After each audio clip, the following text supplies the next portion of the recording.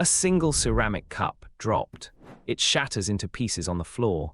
The pieces never leap back together and fuse into a cup. In all of human history, this has never happened. The universe permits the breaking, but forbids the mending. Ludwig Boltzmann was tormented by this one-way street. He looked at a world full of ruins, dead stars, crumbling empires, aging faces, and saw a hidden law. Things fall apart. But why? Physics, at its deepest level, had no preference for forward or backward. A film of a ball bouncing looks the same played in reverse, but the real world never reverses. The ghost in the machine was time itself, pulling everything in one direction. Boltzmann named this pull entropy, a measure of how spread out energy is. A neat stack of papers is low entropy. A scattered pile is high entropy.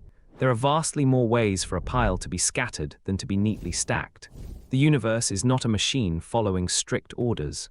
It is a dice game. It rolls toward the most likely outcome. Time is just the direction of that rolling. This is the arrow of time, a steady tumble into disorder, but it leaves a haunting question. If the universe is unwinding, it must have been wound tight at the beginning. It must have started in an almost impossibly ordered state, a state of incredibly low entropy. Why? What set the conditions for such perfect initial order? What gave time its starting push? Boltzmann took the haunting question of the universe's initial order and reframed it entirely. He stopped seeing entropy as a force and started seeing it as a scorecard of probability. To understand his leap, imagine a handful of coins, not the value but the state, heads or tails. The overall pattern, say 50 heads and 50 tails, is what we call a macrostate. But the exact identity of every single coin, which specific one is heads and which is tails, that is the microstate. There are billions of microstates that produce the same macrostate of 50-50. There is exactly one microstate that produces all heads. The universe is not a machine following strict commands. It is a coin flipper on an unimaginable scale. Entropy, Boltzmann realized, is just a count of how many microstates correspond to a given macrostate. High entropy means the universe is wandering through a densely crowded neighborhood of possibilities. Low entropy means it is sitting in a nearly empty one. Systems don't fall apart because a law pushes them. They fall apart because there are vastly more ways to be broken than to be whole. Let that sink in. A broken cup is not forbidden by some cosmic rule from reassembling. It is simply overwhelmingly probable to stay broken. The reason time flows toward disorder is not because disorder is the goal, but because disorder is the statistical majority. The universe just takes random steps, and almost every single random step leads away from a pristine starting point. And this is where the statistical universe meets its deepest challenge. If the universe is a collection of random rolls, then every trace of order is a statistical anomaly. The universe began in a state of nearly perfect order. It was sitting in a neighborhood so empty, so incredibly unlikely, that it seems to defy probability itself. Boltzmann's dice game explains the march toward disorder perfectly, but it cannot explain why the dice were loaded toward perfect order in the first place.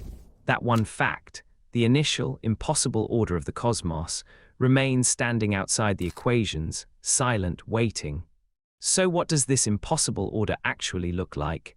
To find it, we have to look back to the earliest light in the universe, a faint glow called the cosmic microwave background. It fills all of space, and it carries a photograph of the universe when it was just 380,000 years old. That photograph shows something astonishing. The universe at that time was almost perfectly smooth.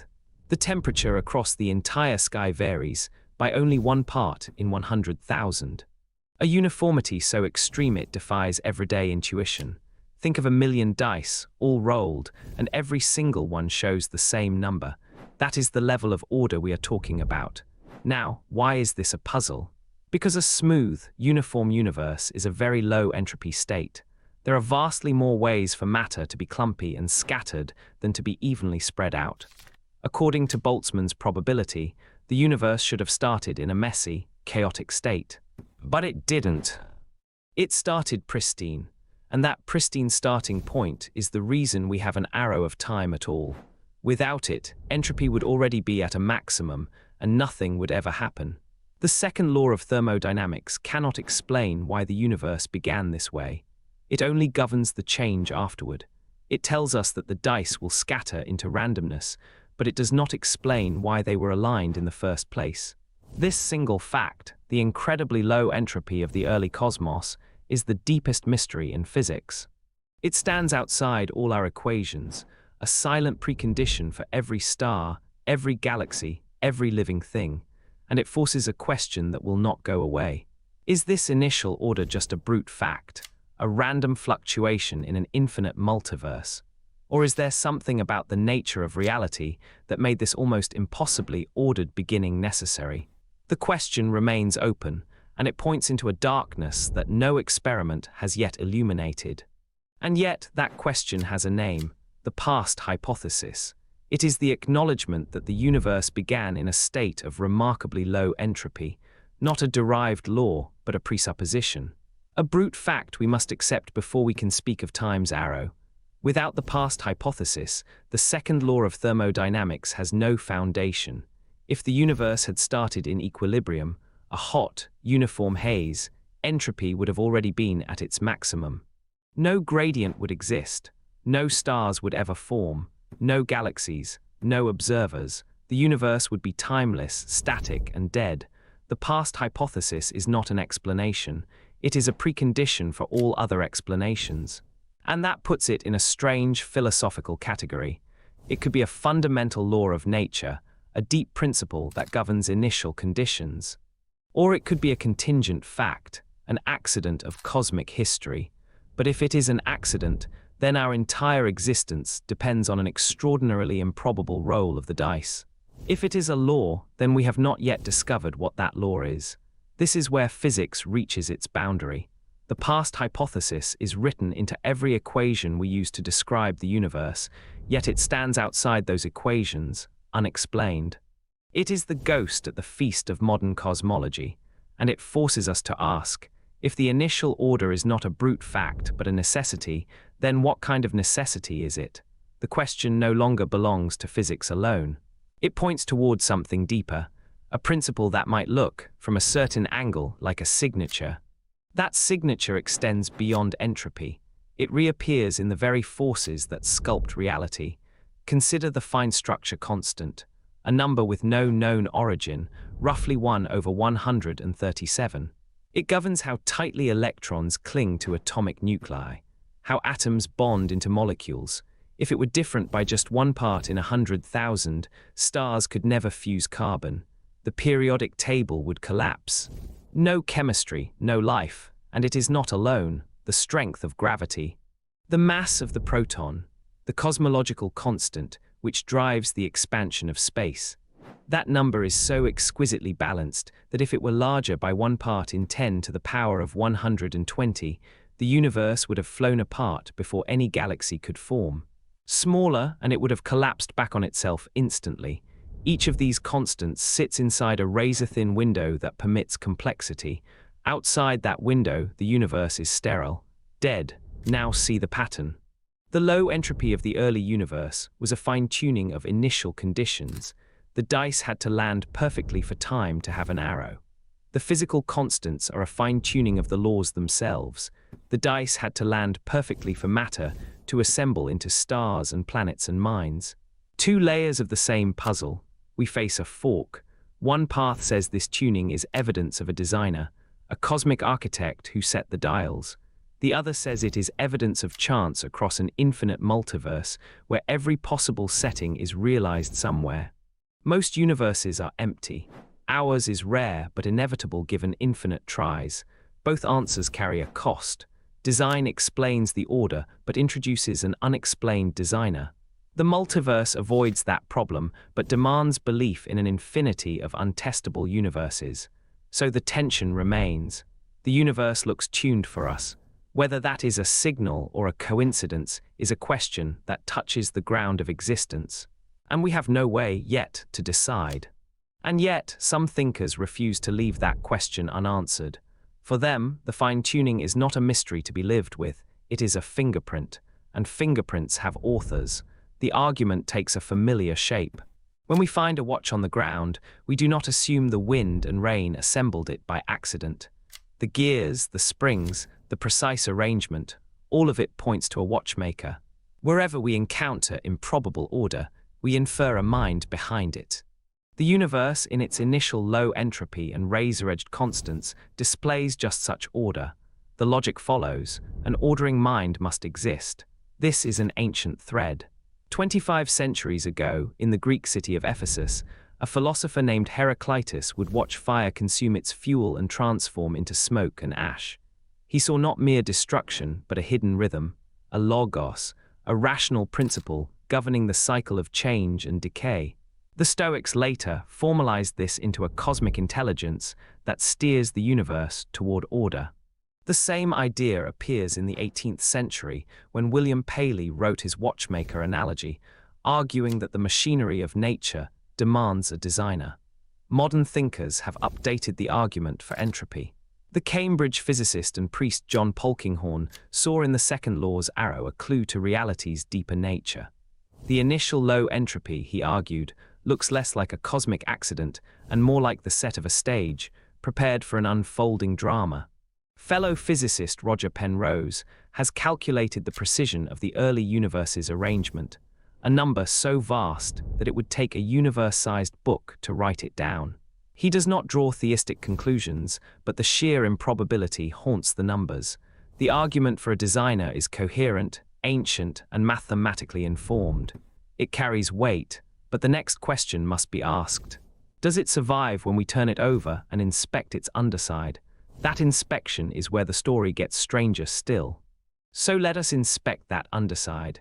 The first crack appears the moment we ask a simple question: is the second law even the right rule to apply? It says that entropy, disorder, must increase over time. But that is only true for a closed system, something completely sealed off from the outside. Earth is not closed. Every second, the sun floods this planet with energy. That incoming energy allows local pockets of order to grow. A seed becomes a tree. A fertilized egg becomes a human brain.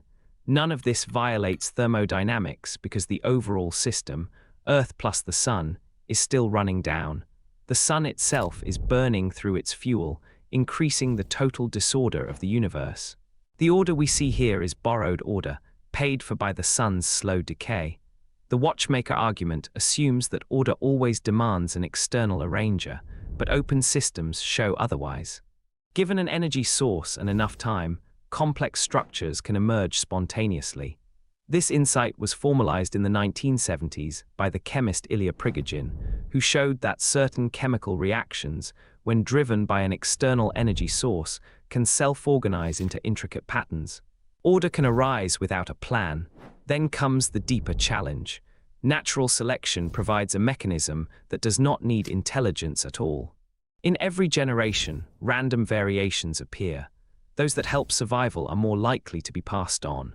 Over millions of years, this blind process can assemble things that look unmistakably designed: the eye, the wing, the brain. But the design is an illusion of hindsight. Evolution is a tinkerer, not an engineer. And here the misapplication of the second law becomes clearest. Some argue that evolution violates thermodynamics, that complexity cannot increase without divine input. But that confuses local order with total disorder. The energy from the sun, plus the information stored in DNA, allows complexity to grow within the planetary budget. No law is broken. So where does this leave the argument from entropy? If local order can increase naturally, if blind evolution can create intricate structures, then the mere presence of cosmic order does not force us to infer a designer. But does it rule one out? Does that rule one out? Not necessarily, provided we understand design differently. The scientific critique shows that a tinkerer intervening at each step is unnecessary. But what if the design is not in the details of biology, but in the overall shape of reality? What if the arrow of time itself is the signature? This is where John Polkinghorne enters. He was a particle physicist at Cambridge, one of the last students of Paul Dirac. Then, in his 40s, he left the academy to train for the Anglican priesthood. For him, it was not a rejection of science, it was an expansion. He carried the second law into theology and asked, what if entropy is not an obstacle to purpose, but its prerequisite? Polkinghorne saw the universe as a creation allowed to make itself. The second law provides the direction, the arrow, the openness. Without decay, nothing could change. Without death, nothing could be reborn. Decay is part of the journey, not the cancellation of it. The universe is not a pristine artifact, but a story in progress. Entropy is the engine of that story.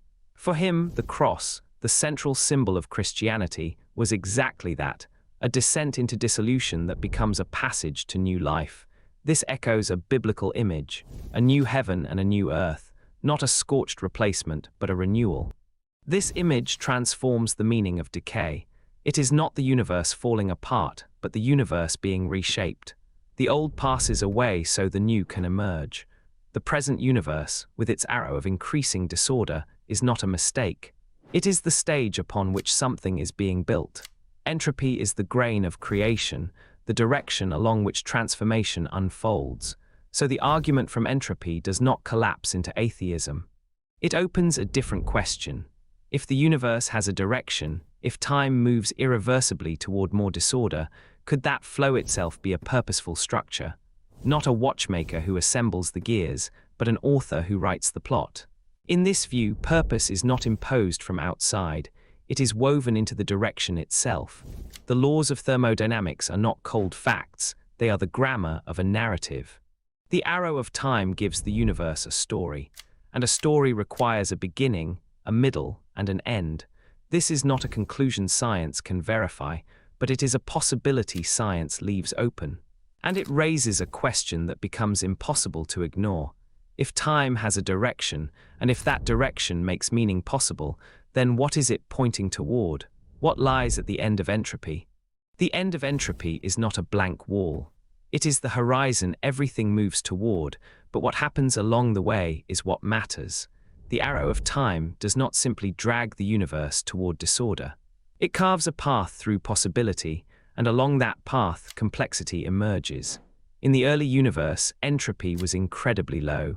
That lopsided starting point, a cosmic engine with all its fuel concentrated, is what makes everything else possible. Stars form. Planets condense. Chemicals mix. Life begins. Each step requires a gradient, an imbalance that can be exploited.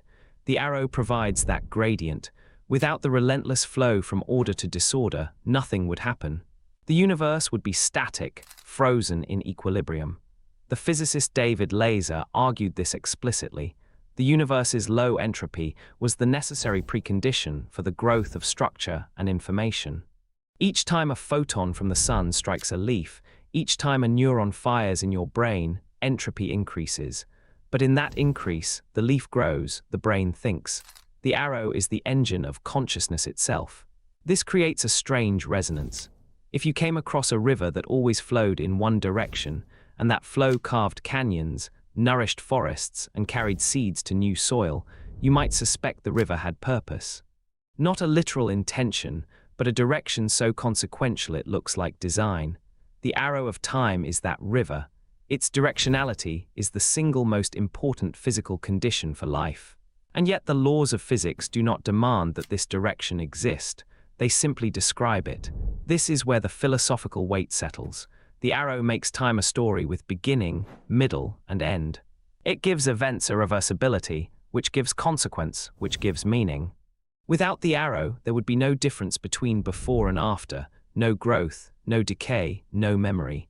The fact that we experience a direction at all may be the most fundamental fact about existence. But does that make it divine? Or is it just the way the dice fell? The arrow cannot answer that question. It only provides the stage. We are the ones who must decide whether the stage was built by intention or whether it simply happened to be there. Both answers require a step beyond physics, and that step is yours to take. That step is not a destination, but a posture. We are not required to decide between design and accident with certainty. Science cannot tell us why the universe began in an impossible condition of low entropy. It is a boundary. The laws describe what happens after, but they are silent on the initial state itself. Two possibilities stand before us. One, that initial condition is a chance fluctuation, a lucky roll in an infinite multiverse. Two, it is a deliberate setting, a stage built for a story to unfold. Both explanations exit the realm of measurement, both require a leap. Neither is more scientific than the other. The physicist John Polkinghorne, whom we met earlier, chose the second. For him, the arrow was not an obstacle to belief, but its precondition. Without direction, there is no narrative. Without a beginning, there is no arc. He called this a theology of creation allowed to make itself. Many others choose the first possibility. That too is consistent with the evidence. The value does not lie in which you pick. It lies in recognizing that the question is open. And dwelling in an open question without demanding closure is an act of intellectual honesty. The poet John Keats called it negative capability, the capacity to remain in uncertainty without grasping after fact and reason. What the arrow does demand is recognition that life moves in one direction. Every choice is irreversible. Every moment carries weight because it cannot be retrieved. Whether that weight comes from cosmic purpose or from nothing at all, the result is the same. How we live matters. Thank you for walking through this exploration. I would like to know what you think. Does the arrow of time feel like a signature of something more, or simply a fact of physics? Write your perspective in the comments. The question will not be settled here, but it is a question worth carrying forward. Until next time, keep wondering. The arrow of time remains a river whose origin is hidden. It flows from a beginning we cannot explain, toward an end we cannot avoid. In between, everything meaningful happens. Stars form, life emerges, you learn to ask why. The physicist sees entropy, the theologian sees purpose. Both are looking at the same arrow. The universe's steady march from order to disorder looks, to some, like a signature. To others, it looks like physics doing what physics does. Neither view can be proven. Both are held by thoughtful people. The wonder is not in which you choose, but that you have the freedom to choose at all. So choose, live accordingly. And when you watch a candle flicker, remember, that irreversibility is the engine of your existence. Thank you for sharing this inquiry. Share your own perspective below. The mystery deepens the more we discuss it.